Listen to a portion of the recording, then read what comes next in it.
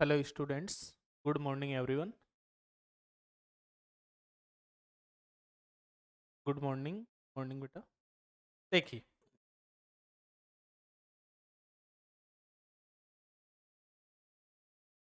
इससे पहले वाले क्लास में हम डिस्कस किए थे electric field due to uniform hollow sphere और यूनिफॉर्म स्फेरिकल सेल। क्या डिस्कस किए थे? Electric field due to. आज इस पर हम क्वेश्चंस प्रैक्टिस करेंगे। Uniform spherical shell, uniform spherical shell. अगर कोई यूनिफॉर्म स्फेरिकल सेल हो, जैसे हमारे पास ये कोई यूनिफॉर्म स्फेरिकल सेल, इसका रेडियस कितना है बच्चों? तो इसका रेडियस कैपिटल आर। एक बार फॉर्मूले बता देते हैं, उसके बाद आगे कंटिन्यू करते हैं। चार्ज सारा कहाँ डिस्ट्रीब्यूटेड होगा? इसकी सरफेस पर। कितना चार्ज डिस्ट्रीब्यूटेड है? Capital Q.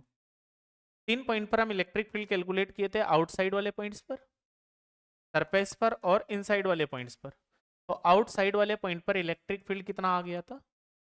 के Q upon R square. K Q upon small R square. Surface वाले पॉइंट पर कितना आ गया?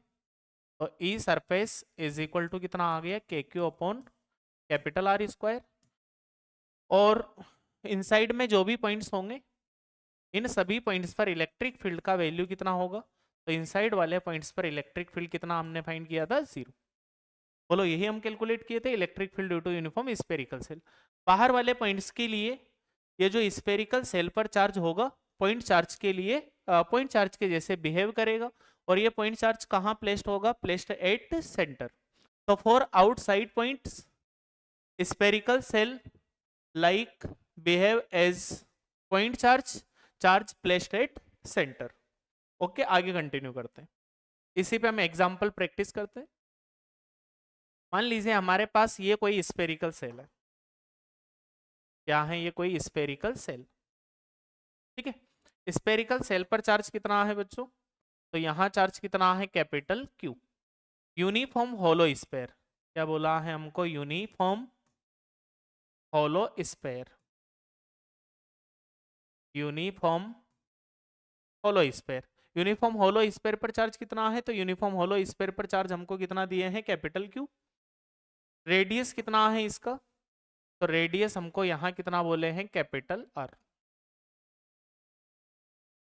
Radius of uniform hollow sphere is capital R. Small R distance पर कोई चार्ज हम प्लेस किए। कितना डिस्टेंस पर?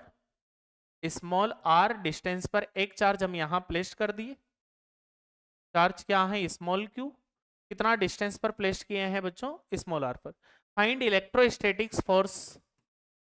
Find electrostatics force between small Q and capital Q. Small Q और कैपिटल क्यू के बीच में इलेक्ट्रोस्टैटिक्स फोर्स कितना होगा? तो देखिए, हमको स्मॉल क्यू और कैपिटल क्यू के बीच में क्या फाइंड करना है? Electrostatics force. एक काम करें, इस चार्ज के कारण यहां फोर्स लिखे। तो force by sphere, uniform hollow sphere on small Q. Force by uniform hollow sphere on small Q. Force किसके कारण लिख रहे हैं? फोर्स किसके द्वारा लिख रहे हैं हम? Force due to capital q on small q. तो force due to, force by spherical shell, spherical shell on q कितना आ जाएगा बच्चों? F is equal to Q into E. Force is equal to क्या होता है? Q into E. ई क्या है? Electric field due to spherical shell. Electric field due to spherical shell. Spherical shell. एक बात बताइए, इस स्पेरिकल सेल के कारण यहां पर इलेक्ट्रिक फील्ड कितना होगा? तो ये जो पॉइंट है स्पेरिकल सेल के भीतर है, और भीतर वाले पॉइंट्स पर अभी अभी हम बताए इलेक्ट्रिक फील्ड कितना होता है। तो इलेक्ट्रिक फील्ड इनसाइड में कितना होता है यूनिफॉर्म स्पेरिकल सेल के कारण? 0। तो बताइए बच्चों, यहाँ पे फोर्स कितना आ जाएगा? तो force F is equal to कितना आ गया? 0। अब सुनिए, इसके कारण इस पर फोर्स कितना है? 0। तो इसके कारण एक्शन रिएक्शन हम जानते हैं, इसके कारण इस पर फोर्स कितना हो जाएगा, वापस से 0। नेक्स्ट क्वेश्चन हम ट्राई करते हैं। हमारे पास to concentric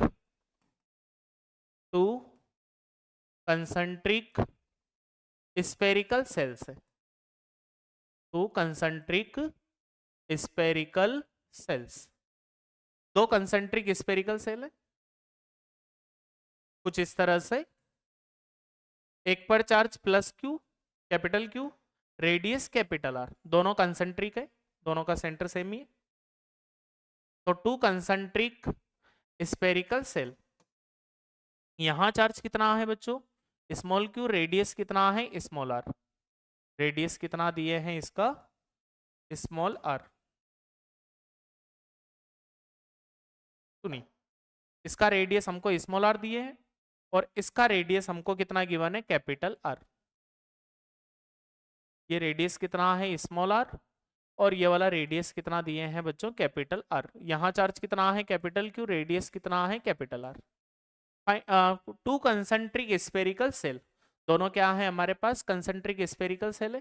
find electrostatics force between these two shells, find electrostatics force, electrostatics force between these two cells, these two cells, इन दोनों सेल्स के बीच में हमको इलेक्ट्रोस्टैटिक्स फोर्स फाइंड करना है। Find electrostatics force between these two shells. चलिए दो तरह से हम कैलकुलेट करते हैं। फर्स्ट मेथड क्या होगा हमारे पास, सुनिए। फर्स्ट हम क्या कर रहे हैं, यहाँ पहले इसके कारण फाइंड करते हैं, अंदर वाले स्फेरिकल सेल के कारण। तो हम यहाँ एक एलिमेंट ले लिए ऐसे, कितना चार्ज डिस्ट्रीब्यूटेड था, कैपिटल क्यू, तो यहां चार्ज कितना आ जाएगा बच्चों, डी क्यू। और इस डी क्यू चार्ज पर इस स्पेरिकल सेल के कारण फोर्स लिखते हैं। फोर्स इलेक्ट्रिक फोर्स जो है रिपेल करेगा, तो कौन सी डायरेक्शन में हो गया, आउटवर्ड डायरेक्शन में। कितना आ जाएगा, D F is equal to Q into E, Q कितना है डी क्यू। और इलेक्ट्रिक फील्ड इस स्पेयर के कारण आउटसाइड वाले पॉइंट्स पर इलेक्ट्रिक फील्ड कितना होगा, तो इस स्फेरिकल सेल के कारण आउटसाइड वाले पॉइंट्स पर इलेक्ट्रिक फील्ड कितना आ जाएगा, K Q upon R square, के स्मॉल क्यू अपॉन में कितना आ जाएगा बच्चों, आर स्क्वायर। ऐसे ही सेम एलिमेंट हम इधर ले लिए, एक एलिमेंट यहां ले लिए जिसका एरिया सेम होगा, जितना एरिया यहां पर उतना ही एरिया यहां पर। वापस यहां चार्ज कितना आ गया, डी क्यू, यूनिफॉर्मली डिस्ट्रीब्यूटेड है, चार्ज जो है क्या है, यूनिफॉर्मली डिस्ट्रीब्यूटेड। तो जितने एरिया पर चार्ज यहाँ डी क्यू होगा उतने ही एरिया पर चार्ज यहाँ भी क्या हो जाएगा, डी क्यू। फोर्स यहाँ भी लिखे, D F is equal to कितना हो जाएगा, डी क्यू इंटू में इलेक्ट्रिक फील्ड, वही इस चार्ज के कारण यहाँ इलेक्ट्रिक फील्ड कितना आ जाएगा, K Q upon R square. बताइए दोनों तो क्या कर जाएगा, कैंसिल कर जाएगा, नेट फोर्स कितना हो गया, 0। ऐसे और एलिमेंट लेके देख लीजिए, चाहे हम एलिमेंट इधर ले ले तो अभी ये दोनों फोर्स क्या करेंगे बोलो, तो ये दोनों फोर्स भी वापस से क्या कर जाएंगे, कैंसिल। एलिमेंट इधर लेंगे तो ये दोनों फोर्स भी क्या कर जाएंगे, कैंसिल। बताइए नेट फोर्स कितना आ गया, तो F net is equal to कितना हो गया, 0। नेक्स्ट सेकंड हम एक और तरीके से एक्सप्लेन कर सकते हैं, एक और मेथड से हम यहां पर एक्सप्लेन कर सकते हैं। एक काम करें, इसके कारण यहां पर फोर्स लिखे अंदर वाले स्पेरिकल सेल पर, तो अंदर वाले स्पेरिकल सेल पर अगर हम फोर्स लिखते हैं तो force by capital q on small Q, force by capital q on small Q, capital Q के द्वारा स्मॉल क्यू पर फोर्स कितना होगा, तो एफ इज इक्वल टू कितना हो जाएगा, क्यू ई। और इलेक्ट्रिक फील्ड बताइए, यूनिफॉर्म स्पेरिकल सेल, इस स्पेरिकल सेल के अंदर जितने भी पॉइंट्स होंगे, इनसाइड में जितने भी पॉइंट्स होंगे, वहां इलेक्ट्रिक फील्ड कितना होगा, बोलो 0। इलेक्ट्रिक फील्ड अगर 0 होगा तो फोर्स कितना आ जाएगा बच्चों, तो फोर्स का वैल्यू कितना हो गया, 0। सही है, नोट करते रहना सभी बच्चे। नेक्स्ट क्वेश्चन हम ट्राई करते हैं, सुनिए, नोट कर लिया। नेक्स्ट क्वेश्चन देखिए, मान लीजिए हमारे पास ये कोई यूनिफॉर्म हॉलो स्फेयर है या फिर यूनिफॉर्म स्पेरिकल सेल, क्या है, uniform spherical shell. Uniform spherical shell. और इस यूनिफॉर्म स्पेरिकल सेल पर चार्ज कितना है? तो इस यूनिफॉर्म स्पेरिकल सेल पर चार्ज कितना है? Capital Q. कितना है यहाँ चार्ज? Capital Q. रेडियस इसका हमको गिवन है, रेडियस कितना दिए हैं बच्चों यहाँ? स्मॉल, सॉरी कितना है रेडियस? तो रेडियस हमको दिए हैं कैपिटल आर। यहां कहीं इस रीजन में एक small Q charge non uniformly distributed है। स्मॉल क्यू चार्ज जो है नॉन यूनिफॉर्मली डिस्ट्रीब्यूटेड है।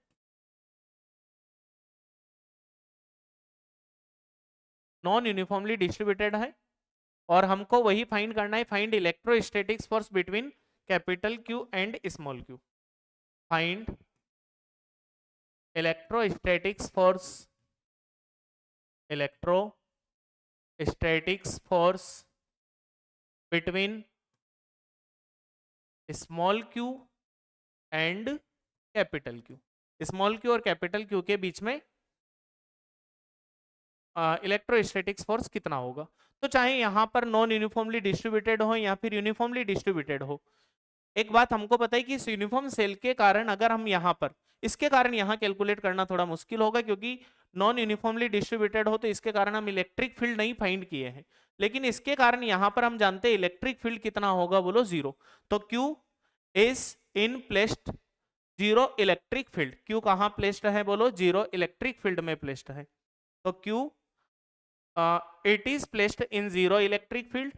Q it is placed in zero electric field.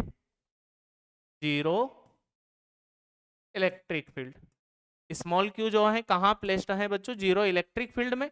और अगर जीरो इलेक्ट्रिक फील्ड में होगा तो F is equal to q E. E का वैल्यू कितना है? जीरो। बताइए फोर्स कितना आ गया बच्चों? तो फोर्स कितना हो जाएगा? जीरो। तो हमने 3 क्वेश्चन किए, तीनों में सेम ही आंसर आया है। जो भी ऐसा क्वेश्चन हो मॉड्यूल में, डीपीपी में, वो ट्राई करना आप। नेक्स्ट एक और क्वेश्चन हम ट्राई करते हैं।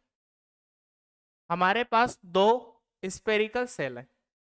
एक स्पेरिकल सेल जिसका रेडियस कितना है? R1, और दूसरा स्पेरिकल सेल जिसका रेडियस कितना है बच्चों? R2। इसका रेडियस कितना है? R2। दोनों के सेंटर्स के बीच का हमको डिस्टेंस गिवन है।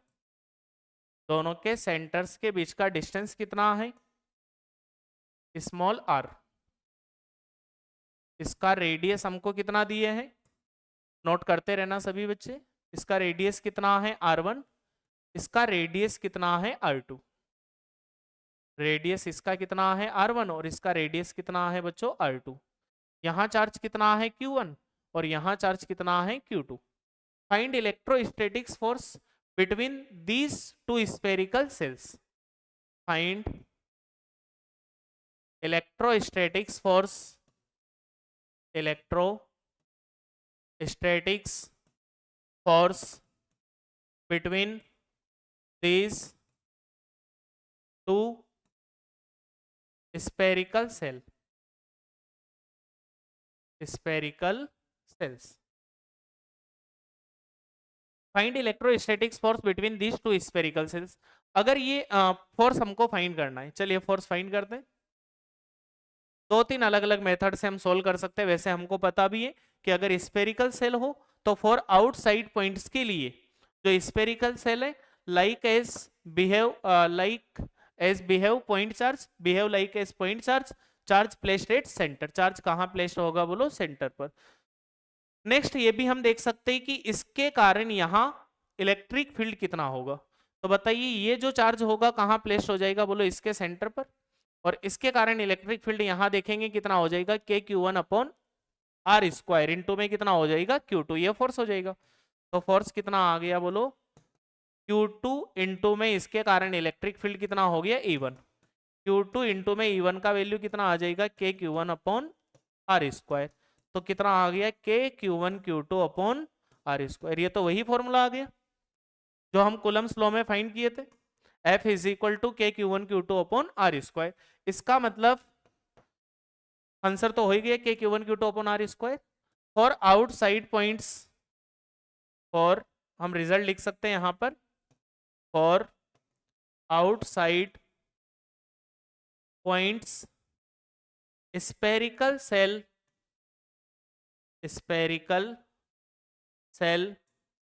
behave like as point charge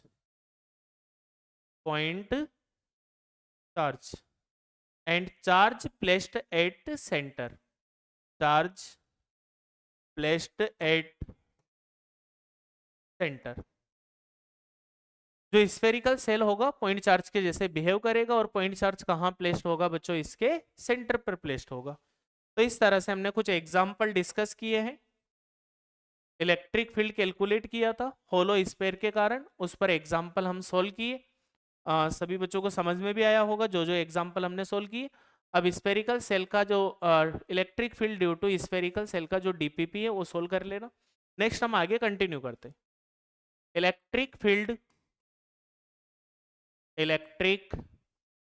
field due to solid sphere,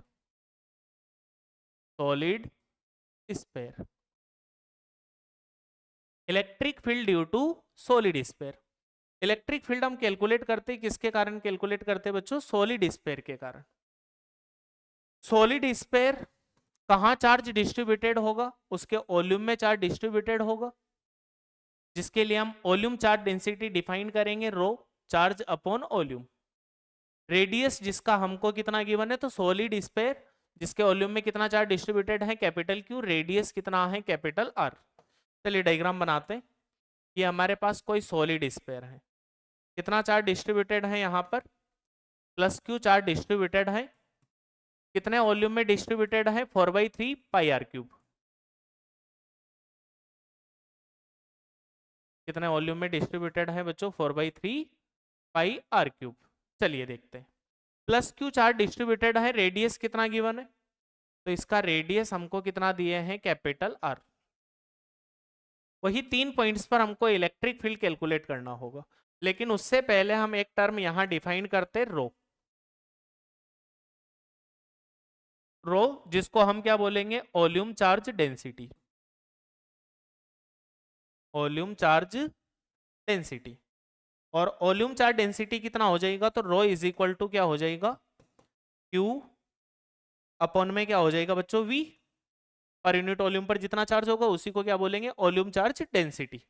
तो कितना आ जाएगा हमारे पास, rho is equal to q upon में क्या हो जाएगा, 4/3 पाई आर क्यूब। इस 3 को ऊपर ले गए, कितना आ गया 3Q अपॉन में कितना आ जाएगा 4 पाई आर क्यूब। आगे काम में आएगा इसलिए हम फाइंड किए। इस सॉलिड स्फीयर के कारण हमको 3 पॉइंट्स पर इलेक्ट्रिक फील्ड कैलकुलेट करना है। कहाँ कहाँ कैलकुलेट करना है, तो एक तो हमको आउटसाइड वाले पॉइंट्स पर कैलकुलेट करना है, सरफेस पे बताना है और इनसाइड में बताना है। चलो हम डिराइव करते हैं इसका।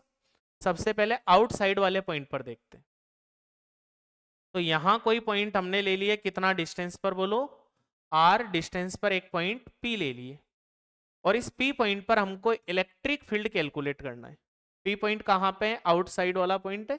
चलिए देखते हैं हमें ना, सुनिए बच्चों, आउटसाइड वाले पॉइंट पर इलेक्ट्रिक फील्ड कितना होगा ये फाइंड करते हैं। कितना डिस्टेंस पर है, तो r डिस्टेंस पर कोई पॉइंट हमारे पास क्या है, P। सबसे पहले एक काम करें, चार्ज यूनिफॉर्मली डिस्ट्रीब्यूटेड है, एक काम करें यहां से r डिस्टेंस पर जाएं या फिर x डिस्टेंस पर गए और एक कट हम लगा दिए। एलिमेंट लेके सोल्व करेंगे। तो पहले कितना डिस्टेंस पे गए बच्चों, x पर, एक एलिमेंट ले लिए। नेक्स्ट x प्लस dx पर जाकर एक और कट लगा दिए। तो नेक्स्ट हम कहाँ गए, x प्लस dx पर, पहले कितने डिस्टेंस पर कट लगाए थे, x पर। अगला कट जो है कहाँ लगाएं, x प्लस dx पर।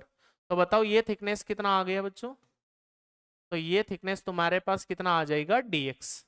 और इस dx थिकनेस में चार्ज कितना होगा, तो इसमें चार्ज कितना हो जाएगा, dq। और dq इज इक्वल टू क्या हो जाएगा, rho into dv. dq is equal to क्या होगा, रो इंटू डीवी। रो का वैल्यू कितना, रो इंटू डीवी कितना होगा, तो ये क्या बन गया हमारे पास, एलिमेंटल स्पेरिकल सेल बन गया, एलिमेंटल स्पेरिकल सेल। इस एलिमेंटल स्पेरिकल सेल का वॉल्यूम कितना आ जाएगा, तो एरिया इंटू थिकनेस कितना होगा, 4π(x²) इंटू में क्या आ जाएगा, dx। कितना हो गया, 4π(x²) इंटू dx। अब बताइए इस स्पेरिकल सेल के कारण हमको यहाँ इलेक्ट्रिक फील्ड बताना है। अब ऐसे छोटे छोटे एलिमेंटल स्पेरिकल सेल लिए और सभी के इलेक्ट्रिक फील्ड का हम सम कर दिए, नेट इलेक्ट्रिक फील्ड आ जाएगा 8.P। तो ऐसे एलिमेंटल सेल लिए, इसके कारण यहाँ इलेक्ट्रिक फील्ड कितना होगा। तो पहले तो ये बताइए जो स्फेरिकल सेल है बाहर वाले पॉइंट्स के लिए किसके जैसे बिहेव करता है, पॉइंट चार्ज के जैसे। और इस पॉइंट चार्ज मतलब dq के कारण यहाँ इलेक्ट्रिक फील्ड कितना हो जाएगा, d का वैल्यू कितना होगा, k dq अपॉन में क्या हो जाएगा बच्चों, r²। k चार्ज कितना है dq अपॉन में यहाँ से यहाँ का डिस्टेंस कितना है, r²। dq का वैल्यू पुट करो तो d इज इक्वल टू कितना आ गया, k का वैल्यू भी रख दो 1/4πε0। dq कितना है, रो इंटू 4π(x²) इंटू में कितना आ जाएगा, dx। और अपॉन में क्या आ गया, तो अपॉन में हो गया r²। इसका इंटीग्रेशन कर दीजिए। इंटीग्रेशन करेंगे तो जो जो कांस्टेंट है उनको बाहर ले लीजिए पहले। तो e इज इक्वल टू कुछ कैंसिल भी होगा, 4π से 4π कैंसिल, तो रो अपॉन ε0 r² कांस्टेंट हो गया, integration x² into dx। Limit बताओ, लिमिट क्या होगा, तो कहां से कहां तक हम एलिमेंट ले सकते हैं बच्चों, तो लिमिट आ जाएगा हमारे पास 0 टू स्मॉल r। क्या आ गया, limit 0 to small r। x² का इंटीग्रेशन कीजिए, तो x² का integration e is equal to rho upon में कितना आ जाएगा, ε0 r²। अच्छा सॉरी, यहाँ लिमिट थोड़ा हमने लिमिट जो है 0 टू कैपिटल R होगा बच्चों। क्यों, एक बार अभी एक्सप्लेन करेंगे वापस से। 0 टू कैपिटल R क्यों हुआ, 0 टू कैपिटल R सुन लीजिए। हम एलिमेंट कहां से कहां तक ले सकते हैं, 0 से लेके कैपिटल R तक। तो यहाँ हमारे पास इंटीग्रेशन में कितना हो गया बोलो, 0 टू कैपिटल R, इसका इंटीग्रेशन कीजिए कितना आ जाएगा, r³ अपॉन में कितना होगा, तो r³ अपॉन में कितना आ जाएगा 3। और limit 0 to small r। x² का इंटीग्रेशन करेंगे बोलो क्या होगा, x³ अपॉन 3। लिमिट क्या हो गया, 0 to small r। Limit put करो तो e इज इक्वल टू कितना आ गया, rho upon ε0 r², r⁻³ upon में कितना आ जाएगा 3। कुछ कैंसिल हुआ तो एक r से एक यहाँ पर r² से कैंसिल हो जाएगा। इलेक्ट्रिक फील्ड कितना आ गया, तो इलेक्ट्रिक फील्ड हमारे पास कितना आ जाएगा बोलो, रो r अपॉन में कितना आ गया 3ε0। चलिए हम इसी को एक अच्छा सिंपलीफाई, इतना हम सोल्व नहीं करें, एक और मेथड से करेंगे तो थोड़ा इजी हो जाएगा। सुनिए,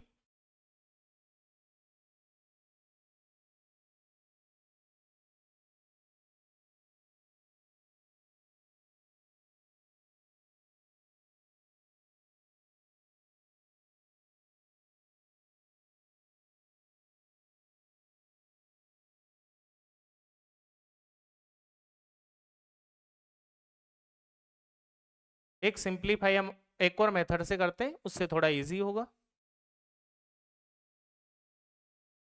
तो k dq अपॉन में कितना है बच्चों, r²। और इसका हम इंटीग्रेशन किए, वैल्यू वगैरह बाद में पुट करेंगे जब हम इनसाइड में इलेक्ट्रिक फील्ड कैलकुलेट करेंगे। तो इंटीग्रेशन में कितना आ जाएगा, k अपॉन r²। इंटीग्रेशन में क्या हो जाएगा, dq। अब इसका चार्ज कितना है, dq। ऐसे dq dq dq एलिमेंट लिए और सबको ऐड कर दिए। ऐड करेंगे बोलो यहाँ चार्ज कितना आ जाएगा, बोलो kq अपॉन r²। बताइए आउटसाइड वाले पॉइंट पर तो इलेक्ट्रिक फील्ड वही आ गया जो यूनिफॉर्म स्फेरिकल सेल में आया था। तो आउटसाइड वाले पॉइंट पर इलेक्ट्रिक फील्ड कितना आ गया, ई आउट इज इक्वल टू कितना आ जाएगा, kq अपॉन r²। समझ में आया सभी बच्चों को कैसे कैलकुलेट किए। अब बताइए for outside points solid sphere will behave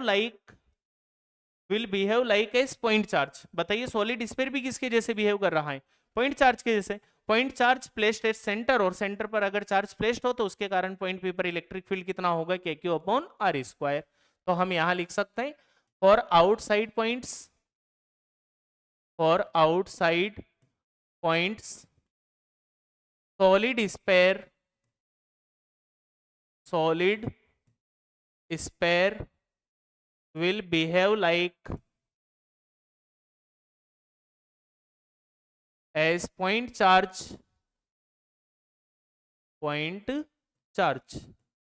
and charge placed at center, charge placed at center, charge कहां प्लेस्ड है बच्चों, सेंटर पर प्लेस्ड होगा। ठीक है, चलिए इसके बाद सरफेस पे कैलकुलेट करते हैं। तो सरफेस पर एट सरफेस, ये बताओ सरफेस पर स्मॉल आर किसके इक्वल हो जाएगा, तो सरफेस पर small R is equal to क्या होगा, capital R. E S is equal to कितना आ जाएगा, तो E S is equal to हो जाएगा K Q upon capital R square. 2 point पर हो गया। अब इनसाइड में कैलकुलेट करते हैं। इनसाइड में कैलकुलेट करने के लिए हम यहां कहीं पॉइंट ले लिए, इसी डायग्राम में हम बना रहे, थोड़ा ध्यान रखना, तुम नोट करो। तो यहां कोई पॉइंट हम ले लिए, कितना डिस्टेंस पर, वही आर डिस्टेंस पर, कितना डिस्टेंस पे ले लिए, आर डिस्टेंस पर एक पॉइंट हम क्या ले लिए, बोलो पी। अब पी पॉइंट कहां है, सॉलिड स्फीयर के इनसाइड में है। एक काम करो, यहां पर एक और स्फेरिकल सेल मान लीजिए, तो हम यहां एक और स्फेरिकल सेल ऐसे मान लिए।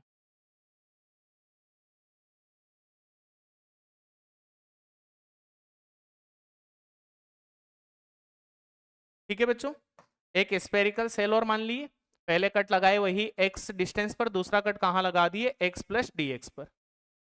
अब एक बात बताओ, इस पॉइंट के बाहर दिख तो रहा है सभी को, विजिबल है, पी पॉइंट के बाहर जितने भी स्फेरिकल सेल होंगे उन सबके लिए पॉइंट कहां होगा, इनसाइड में, और इसके पहले जितने भी स्फेरिकल सेल हैं उन सबके लिए पॉइंट कहां हो जाएगा, बोलो आउटसाइड पर। स्फेरिकल सेल पी पॉइंट के बाहर जितने भी स्फेरिकल सेल्स होंगे उनके लिए इनसाइड में होगा, जितने भी स्फेरिकल सेल्स होंगे बाहर, उनके कारण पी पॉइंट पर इलेक्ट्रिक फील्ड विल बी 0। जो अंदर स्फेरिकल सेल बनाए उनके लिए पॉइंट पी बाहर हो जाएगा, और बाहर इलेक्ट्रिक फील्ड लिखना हम जानते हैं कितना होता है, K Q upon R square, या फिर वेक्टर फॉर्म में लिखना हो तो K Q upon R cube into में क्या हो जाएगा, आर वेक्टर। चलिए सोल्व करते हैं, ना नेक्स्ट स्लाइड पर देखते हैं। तो इस कैलकुलेशन को कहां कैलकुलेट कर रहे हैं, बोलो इनसाइड पर, और इनसाइड में स्मॉल आर लेस देन क्या हो जाएगा, कैपिटल आर। इलेक्ट्रिक फील्ड को हम कहां से कहां वेरी करेंगे, तो integration D 0 to capital R, लेकिन 2 पार्ट्स में इसको सोल्व कर लेंगे। Integration D 0 to small R, plus में क्या आ जाएगा, integration D small R to capital R. लेकिन स्मॉल आर से कैपिटल आर के लिए तो अभी अभी हम एक्सप्लेन किए थे, जितने भी स्फेरिकल सेल्स होंगे बाहर उन सभी के लिए पॉइंट पी अंदर होगा, तो स्मॉल आर से कैपिटल आर के लिए तो इलेक्ट्रिक फील्ड विल बी 0। तो ये वाला वैल्यू तो कितना आ जाएगा, 0।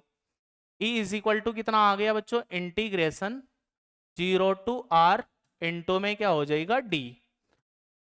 चलिए डी का वैल्यू फाइंड करते हैं। अब बताइए ये जो पॉइंट है इसके भीतर जितने भी स्फेरिकल सेल्स होंगे उन सबके लिए क्या होगा, बोलो बाहर होगा, और स्फेरिकल सेल के बाहर जो पॉइंट्स हैं उन सभी के लिए स्फेरिकल सेल किसके जैसे बिहेव करेगा, like as point charge and charge placed at centre. तो कितना आ जाएगा, पॉइंट चार्ज के लिए K Q upon R square, तो इंटीग्रेशन 0 टू स्मॉल आर के डी क्यू अपॉन में कितना आ जाएगा बच्चों, आर स्क्वायर।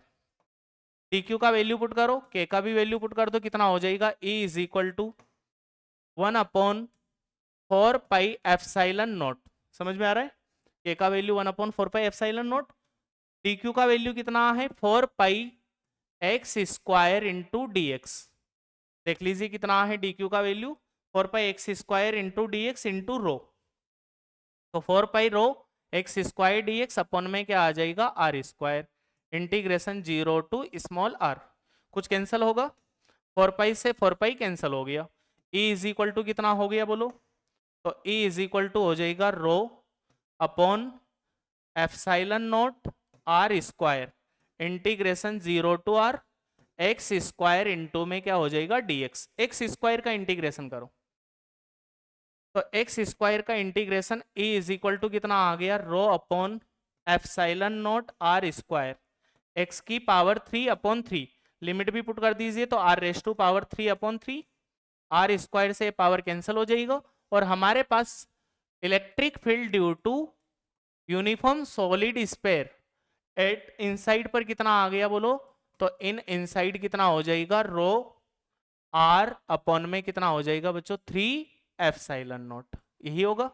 रो का वैल्यू पुट कर दो तो क्यू की फॉर्म में भी आंसर हो जाएगा, कितना है रो का वैल्यू, तो ई इन इज इक्वल टू, रो का वैल्यू कितना है क्यू, इनटू में कितना है 4/3, रो का वैल्यू देख लीजिए कितना है Q upon 4/3 pi R cube, तो कितना हो जाएगा Q upon 4/3 pi R cube, into में कितना हो गया आर अपॉन 3/0, आर अपॉन में कितना आ गया 3/0, 3 से 3 कैंसिल हो जाएगा और ये हमारे पास हो गया E inside is equal to 1/4 pi epsilon, 4 pi epsilon naught क्या होगा के क्यू स्मॉल आर अपॉन में कितना आ जाएगा कैपिटल आर क्यूब। इस तरह से हम इलेक्ट्रिक फील्ड सॉलिड स्फीयर के इनसाइड में भी कैलकुलेट कर सकते हैं। अब इन्हीं को हम वेक्टर फॉर्म में लिखते हैं। सबसे पहले इनसाइड में इलेक्ट्रिक फील्ड कितना आया है बोलो, K Q R upon R cube, vector form में कितना होगा, तो वेक्टर फॉर्म में हो जाएगा E in vector is equal to K Q upon R cube, into में कितना आ जाएगा आर इंटू आर कैप, और आर कैप को हम क्या लिख देंगे बच्चों, तो आर कैप हो जाएगा हमारे पास E in vector is equal to K Q upon R cube, into में vector upon magnitude of vector, और मैग्नीट्यूड ऑफ वेक्टर से आर कैंसिल हो जाएगा, बोलो कितना आ जाएगा आर वेक्टर। दूसरा फॉर्मूला हमारे पास था E inside is equal to rho R upon 3/0, इसी को वेक्टर फॉर्म में लिखना हो तो यहाँ क्या हो जाएगा आर क्यूब। ये फॉर्मूला इंपॉर्टेंट भी होगा, बहुत सारे क्वेश्चंस इस पर आए हुए हैं एग्जाम में, नीट और जेई में। E in vector is equal to कितना आ जाएगा, vector upon magnitude of vector, तो कितना आ गया rho upon 3/0, vector upon magnitude of vector कितना आ जाएगा बोलो R vector, magnitude of vector से कैंसिल कर जाएगा। इसके बाद आउट सरफेस पे तो कितना आया है, सरफेस का तो हम ग्राफ में लिख लेंगे, आउटसाइड वाले पॉइंट पर बताओ, तो आउटसाइड वाले पॉइंट पर आ गया K Q upon small Q या कैपिटल क्यू, कैपिटल क्यू, के क्यू अपॉन कितना है आर स्क्वायर, आउटसाइड वाले पॉइंट पर वही होगा जो पॉइंट चार्ज के कारण होता है।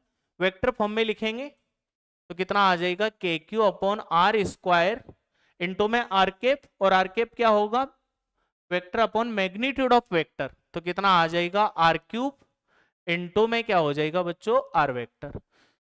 तीनों का हम ग्राफ ड्रॉ करते, E versus R, draw graph E versus R, E और आर के बीच में ग्राफ ड्रॉ करते हैं। नहीं दिख रहा, अच्छा विजिबल नहीं है, दूसरा कलर लेते हैं बच्चों। तो यहां से ई और आर के बीच में हम ग्राफ ड्रॉ करते हैं। ई क्या होगा इलेक्ट्रिक फील्ड, और आर क्या हो जाएगा distance from centre of solid sphere, solid sphere के सेंटर से डिस्टेंस। एक बात बताइए, सबसे पहले सेंटर पर इलेक्ट्रिक फील्ड बताओ, तो यहां आर का वैल्यू 0 पुट कर दो, सेंटर पर इलेक्ट्रिक फील्ड कितना आएगा 0, R is equal to 0 put करेंगे तो सेंटर पर इलेक्ट्रिक फील्ड कितना हो गया 0। इसके बाद इनसाइड में देखो इलेक्ट्रिक फील्ड कितना है K Q R upon R cube. तो एक बात बताइए, इनसाइड में जो इलेक्ट्रिक फील्ड है, इधर ही लिख लेते हैं ग्राफ में ही जो रिजल्ट है, इनसाइड में जो इलेक्ट्रिक फील्ड है डायरेक्टली प्रोपोर्शनल टू क्या है आर। इसके बाद आउटसाइड वाले पॉइंट्स पर electric field inversely proportional to R square, बोलो यही है। इनसाइड वाले पॉइंट्स के लिए डायरेक्टली प्रोपोर्शनल टू आर, और डायरेक्टली प्रोपोर्शनल का ग्राफ कैसा हो जाएगा बच्चों, तो डायरेक्टली प्रोपोर्शनल का ग्राफ कैसा होगा स्ट्रेट लाइन। कब तक इंक्रीज होगा, बाहर वाले पॉइंट्स पर तो आर इंक्रीज होने पर ई डिक्रीज होगा, अगर आर इंक्रीज करेगा तो इलेक्ट्रिक फील्ड क्या करेगा डिक्रीज, और इनसाइड वाले पॉइंट पर आर इंक्रीज करने पर इलेक्ट्रिक फील्ड क्या करेगा बोलो इंक्रीज। तो कहां मैक्सिमम होगा बताइए सभी बच्चे, कहां मैक्सिमम होगा, तो कहां तक इंक्रीज करेगा बोलो, जब तक हम सरफेस पर नहीं चले जाएंगे। सरफेस के बाद जैसे ही बाहर वाले पॉइंट्स पर कैलकुलेट करेंगे फिर से वापस इलेक्ट्रिक फील्ड क्या करने लगेगा डिक्रीज। तो सरफेस पर maximum electric field will be maximum at surface electric field will be maximum. Now then electric field will be decrease. अगर हम डिस्टेंस को इंक्रीज करेंगे, सबसे पहले इनसाइड के लिए ग्राफ हो गया, इनसाइड में डायरेक्टली प्रोपोर्शनल टू आर. फिर सरफेस पर क्या हुआ, मैक्सिमम. मैक्सिमम कितना है, K Q upon R square. ये सरफेस पे हो गया ES जो मैक्सिमम इलेक्ट्रिक फील्ड है. इसके बाद आउटसाइड वाले पॉइंट्स पर इलेक्ट्रिक फील्ड जो है डिक्रीज करेगा, और डिक्रीज करेगा तो ग्राफ जो है वो कैसा हो जाएगा, बोलो. Graph will be something like this. और outside points E inversely proportional to R square. सभी बच्चे इसको नोट करें, उसके बाद हम आगे कंटिन्यू करते हैं.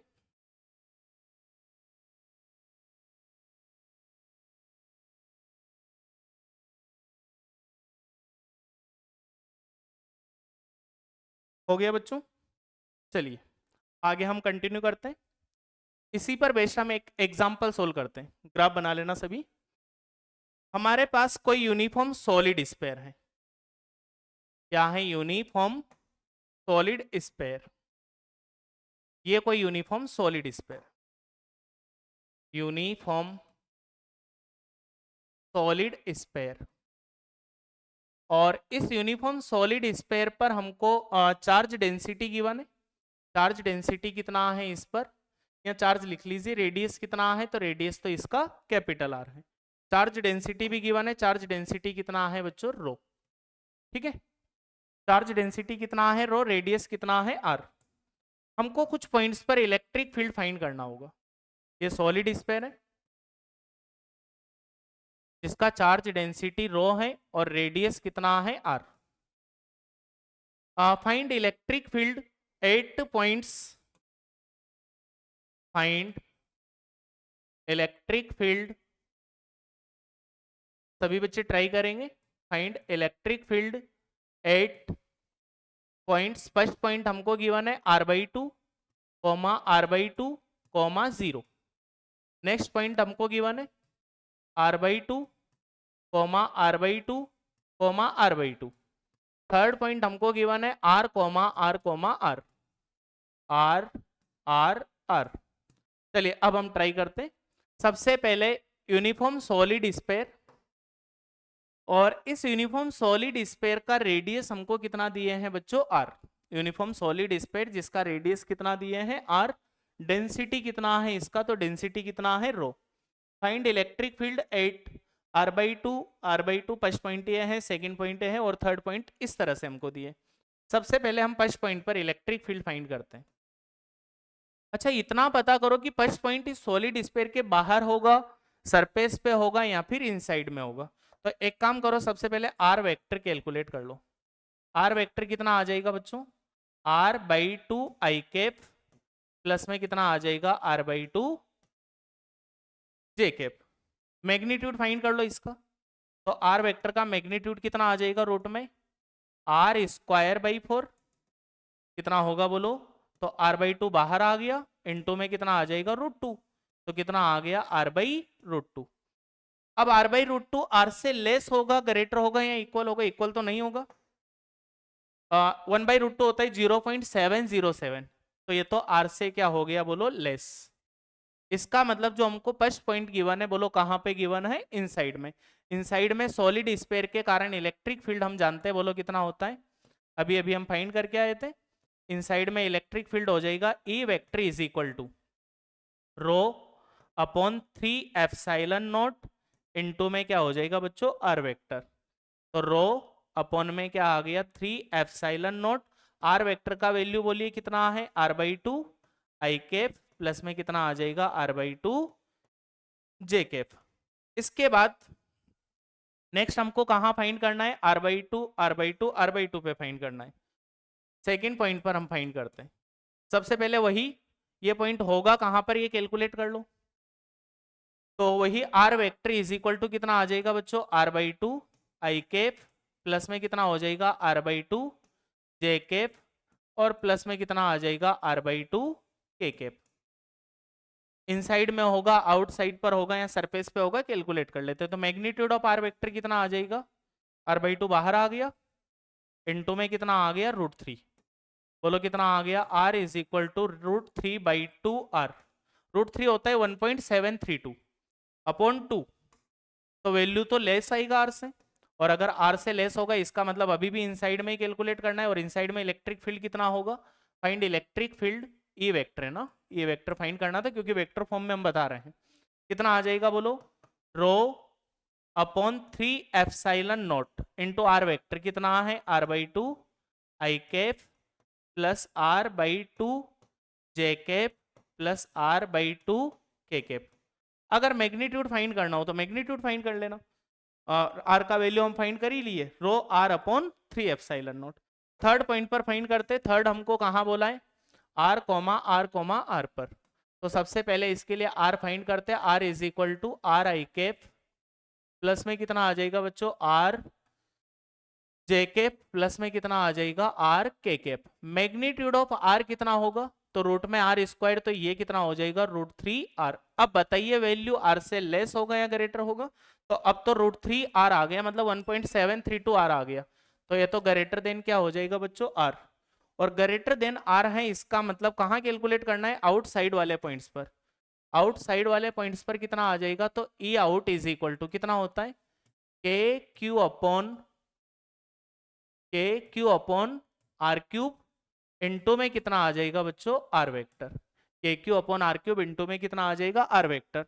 अब हम वैल्यू पुट करें k का भी, q का भी, r का और r वेक्टर का, तो E out vector is equal to k का value 1/4πε0, q is equal to क्या हो जाएगा रो रो हमको चार्ज डेंसिटी गिवन है और इसका वॉल्यूम कितना होगा 4/3πr³ अपॉन में कितना आ गया r³ करेंगे तो √3r का क्यूब कीजिए, कितना आ जाएगा 3√3, कितना हो जाएगा यहाँ पर स्मॉल r की जगह वैल्यू पुट कर रहे हैं ना, तो 3√3r³, सही लिखे 3√3r³ इंटू में r वेक्टर कितना आ जाएगा, तो r सभी में से कॉमन में आ जाएगा आई कैप प्लस में क्या हो जाएगा बच्चों जे कैप और प्लस में क्या आ जाएगा के कैप। कुछ कैंसिल होगा इसमें, r³ से r³ कैंसिल, 4π से 4π कैंसिल, और ई आउट का वैल्यू हमारे पास कितना आ गया, तो E out vector is equal to rho हो गया ऊपर,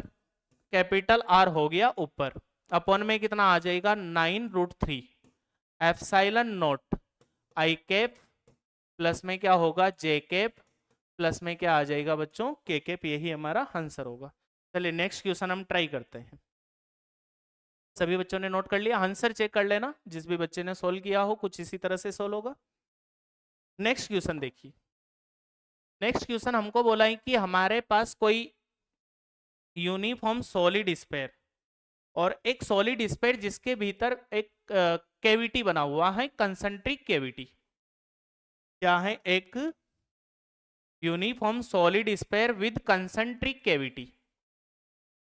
ये क्या है, यूनिफॉर्म सॉलिड स्फीयर, नोट साथ के साथ कर लेना, uniform solid sphere with concentric cavity, with concentric cavity. इस यूनिफॉर्म सॉलिड स्फीयर का रेडियस हमको कितना दिए हैं बच्चों, तो इसका रेडियस हमको दिए हैं कैपिटल R। रेडियस इसका कितना है कैपिटल R। इसके भीतर एक कैविटी बना हुआ है कंसेंट्रिक कैविटी, तो ऐसा इसके भीतर एक कैविटी बना हुआ जिसका रेडियस हमको दिए हैं कितना स्मॉल r। रेडियस कितना है इसका, सेंटर हो जाएगा, सेंटर ऑफ स्फीयर कितना हो गया r, रेडियस कितना हो गया इसका स्मॉल r।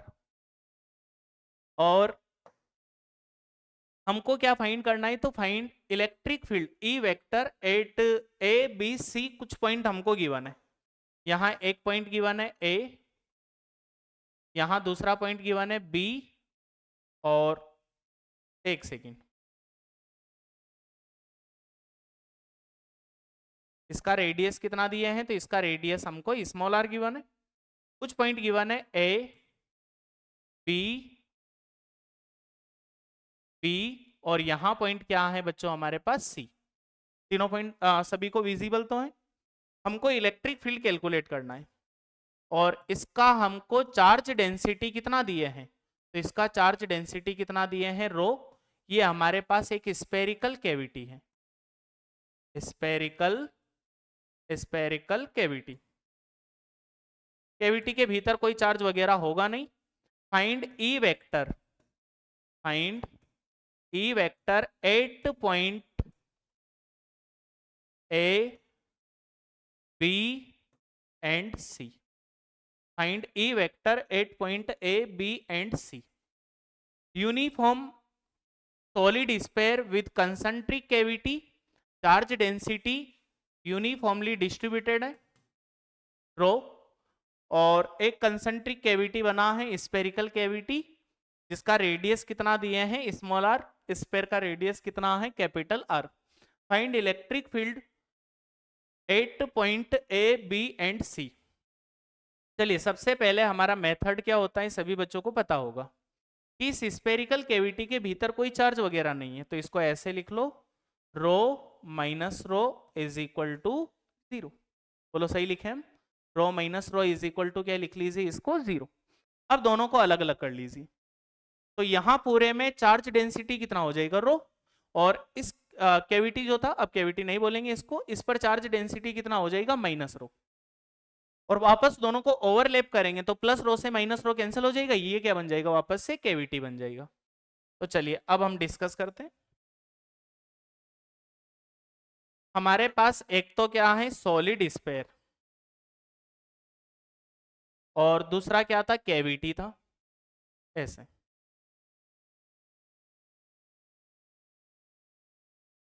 इस पर चार्ज डेंसिटी कितना है बच्चों, तो यहां चार्ज डेंसिटी हमारे पास कितना है रो, और यहां चार्ज डेंसिटी कितना है, तो यहां चार्ज डेंसिटी हमारे पास कितना है माइनस रो, माइनस रो। समझ में आ रहा है सभी को। पॉइंट कुछ इस तरह से है, ये इसका सेंटर हो जाएगा, सेंटर क्या हो गया ओ, यहां पर भी सेंटर तो क्या हो गया बोलो ओ। सुनिए यहां कोई पॉइंट क्या है बोलो ए, बी पॉइंट बी इसी के भीतर है, और सी पॉइंट इससे बाहर है, मतलब इस पेयर से। कैविटी के भीतर ए पॉइंट है, बी पॉइंट और सी पॉइंट जो है कैविटी के बाहर है। सभी बच्चों को पता तो चल रहा है। सबसे पहले ए पॉइंट पर इलेक्ट्रिक फील्ड बताओ, तो electric field at point A, E vector form में कैलकुलेट करना है, तो E A vector is equal to E plus rho के कारण हम इलेक्ट्रिक फील्ड लिखेंगे, और प्लस ई माइनस रो के कारण लिखेंगे।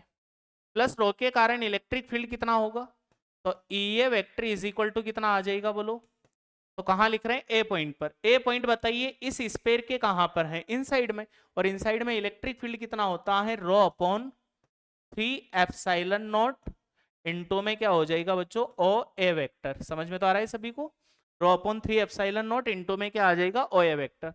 इस कैविटी वाले जो हमारे पास कैविटी है इसके भीतर ही पॉइंट ए है। अब कैविटी नहीं बोलेंगे, एक तरह से ए भी स्पेयर हो गया जिस पर चार्ज डेंसिटी कितना है माइनस रो, इस स्पेयर के भीतर ही पॉइंट ए है लेकिन डेंसिटी माइनस रो है, तो minus rho upon 3 epsilon not into में क्या आ जाएगा बच्चों ओ ए वेक्टर। देखो दोनों ही वैल्यू सेम आ गया, क्या कैंसिल कर जाएगा, और अगर कैंसिल हो जाएगा तो बताइए net electric field at point ए कितना हो गया, तो net electric field at point ए कितना हो जाएगा 0। हम ऐसे ही बता सकते थे ए पर। तो इसके बाहर जितने भी स्पेरिकल सेल लोगे उन सभी सेल्स के लिए पॉइंट ए कहां पर है, इनसाइड में, और इनसाइड में इलेक्ट्रिक फील्ड कितना होता है बच्चों 0। तो डायरेक्ट भी हम आंसर बता सकते थे बिना सोल्व किए भी। बी पॉइंट पर इलेक्ट्रिक फील्ड फाइंड करते हैं। अब नेक्स्ट स्लाइड पे करेंगे, लेकिन यहां एक बार देख लीजिए बी पॉइंट कहां पे, इस सॉलिड स्पेयर के तो कहां पे है बोलो इनसाइड में, और इस वाले स्पेयर के कहां पे है आउटसाइड में। तो दोनों फॉर्मूले सही से अप्लाइड करना। कहां कैलकुलेट कर रहे हैं बी पॉइंट पर, तो A B vector is equal to, पहले वाले स्पेयर के तो इनसाइड में ही था, तो रो upon 3 epsilon naught, rho upon में क्या हो गया बच्चों 3 एप्सिलॉन नॉट, इनटू में क्या आ जाएगा ओ बी वेक्टर। देखिए यहां तो इनसाइड में ही है, तो रो अपॉन 3 एप्सिलॉन नॉट इनटू में क्या आ जाएगा ओ बी वेक्टर। इसके लिए आउटसाइड पर है, आउटसाइड पर तो कितना आ जाएगा बोलो प्लस प्लस की जगह माइनस ही लिख दो, डेंसिटी उसका चार्ज डेंसिटी माइनस का रो है। कितना होता है K Q upon R cube, के का value 1/4 pi epsilon not, Q का वैल्यू कितना हो जाएगा रो, रो की जगह माइनस रो क्या तो माइनस हो गया, वी कितना हो जाएगा 4/3 पाई। रेडियस देखो कैविटी का रेडियस कितना है, तो कैविटी का रेडियस कितना है बच्चों स्मॉल आर, इसका रेडियस कितना है स्मॉल आर, इसका रेडियस कितना है कैपिटल आर, कैपिटल आर और स्मॉल आर। तो जब हम इसका वॉल्यूम लिखेंगे कितना हो जाएगा 4/3 पाई आर क्यूब, सही लिखें के क्यू, अपॉन में क्या आएगा आर क्यूब इंटू में आर वेक्टर, तो कितना आ जाएगा ओ बी क्यूब इंटू में क्या होगा ओ बी वेक्टर। चलिए E B vector is equal to, दोनों में से कुछ कॉमन में आ जाएगा, जो कैंसिल हो जाए उसको कैंसिल कर दो, 4 पाई से 4 पाई कैंसिल हो गया, तो रो अपॉन 3 एप्सिलॉन नॉट कॉमन में आ गया, ओ बी वेक्टर भी कॉमन में आ जाएगा। बताइए ब्रैकेट में क्या हो जाएगा 1 माइनस, रो कॉमन में आ गया, 3 एप्सिलॉन नॉट कॉमन में आ गया, बोलो कितना बचा है यहाँ पर, तो यह हो जाएगा आर क्यूब अपॉन में कितना हो गया ओ बी क्यूब, बोलो यही आंसर होगा। तो electric field at point P will be rho upon 3 epsilon naught O B vector 1 minus R cube upon में कितना हो गया ओ बी क्यूब, यही हमारा आंसर हो जाएगा।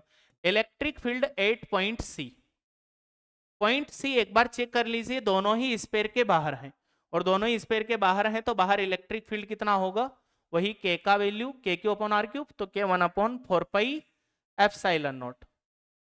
चार्ज कितना हो जाएगा रो इंटू वी, तो रो इंटू पहले स्पेयर का volume 4/3 pi R cube upon में कितना आ जाएगा ओ सी क्यूब इंटू में कितना आ जाएगा ओ सी वेक्टर। समझ में आ रहा है सभी को, इसमें चार्ज डेंसिटी माइनस का रो है इसलिए हम पहले ही माइनस लगा दिए, 1/4 पाई एप्सिलॉन नॉट इंटू में कितना हो जाएगा रो इंटू में हो गया 4/3 पाई आर क्यूब, जो कैविटी था स्पेयर जो छोटा स्पेयर है माइनस रो डेंसिटी वाला, उसका वॉल्यूम कितना होगा 4/3 पाई आर क्यूब अपॉन में कितना हो जाएगा ओ सी क्यूब इंटू में क्या हो जाएगा बच्चों ओ सी वेक्टर। चलिए कुछ कैंसिल होगा 4 पाई से 4 पाई कैंसिल, और कुछ कैंसिल नहीं होगा, बाकी चीजें कॉमन में आ रही है उनको कॉमन में ले लो, तो ए C vector is equal to कितना आ जाएगा रो कॉमन में आ गया अपॉन में 3 एप्सिलॉन नॉट कॉमन में आ जाएगा, rho upon 3 epsilon naught, rho upon 3 epsilon naught, O C vector common में आ गया अपॉन में क्या हो जाएगा ओ सी क्यूब, ब्रैकेट में कितना हो गया बोलो, तो यहाँ कितना आ जाएगा आर क्यूब माइनस में कितना हो जाएगा बच्चों स्मॉल आर क्यूब, यही हमारा आंसर होगा। चलिए ठीक है बच्चों, इसके आगे हम नेक्स्ट क्लास में कंटिन्यू करते हैं। Okay bye students.